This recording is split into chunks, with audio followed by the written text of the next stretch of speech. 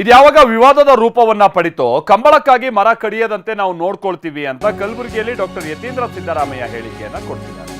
ಕಂಬಳ ಬಗ್ಗೆ ಹಲವು ರೀತಿಯಲ್ಲಿ ಅಭಿಪ್ರಾಯ ಬಂದಿದೆ. ಆಮೇಲೆ ಈಗ ಸ್ವತಃ ಮೈಸೂರು ಸಂಸದರು ಕೂಡ ಅವರು ಕೂಡ ಇದಕ್ಕೆ ವಿರೋಧ ವ್ಯಕ್ತಪಡಿಸಿದ್ದಾರೆ ಕಂಬಳದ ವಿಚಾರವಾಗಿ. ಗೊತ್ತಿರಲಿ ಯಾವ ವಿಚಾರ.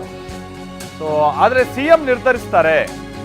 ಬಹಳ ಕೆಲವರು ನಡೀಲಿ ಅಂತೀಯಾರೆ, ಕೆಲವರು ಬೇಡ ಅಂತೀಯಾರೆ, ಆದ್ರೆ ಮುಖ್ಯಮಂತ್ರಿಗಳು ಅದನ್ನ ನಿರ್ಧರಿಸ್ತಾರೆ ಅಂತ ಯತೀಂದ್ರ ಸಿದ್ದರಾಮಯ್ಯ ಹೇಳ್ತಾ ಇದ್ದಾರೆ. ಆಯಾ ಭಾಗದ ಸಂಸ್ಕೃತಿ ಕ್ರೀಡೆ ತೋರಿಸೋದ್ರಿಂದ ತಪ್ಪಿಲ್ಲ. ದಸರಾ ಕಂಬಳ ಆಯೋಜನೆ ಬಗ್ಗೆ ಮುಖ್ಯಮಂತ್ರಿಗಳು ನಿರ್ಧರಿಸ್ತಾರೆ ಅಂತ ಹೇಳಿದ್ದಾರೆ ಯತೀಂದ್ರ ಸಿದ್ದರಾಮಯ್ಯ. ಮೈಸೂರಲ್ಲಿ ಕಂಬಳ ವಿಚಾರವಾಗಿ ಸಾಕಷ್ಟು ಪರ ವಿರೋಧ ಚರ್ಚೆ ಆಗ್ತಾ ಇದೆ. ಕಂಬಳನ ಮಾಡಬೇಕು ಒಂದ್ ಕಡೆ, ಈಗ ಹಲವಾರು ಥರ ಅಭಿಪ್ರಾಯಗಳು ಬಂದಿದ್ದಾವೆ. ಆದರೆ ನಾವು ಕಂಬಳನ ಮಾಡಬೇಕು ಅಂತೇಳಿ ಮುಖ್ಯಮಂತ್ರಿಯವರು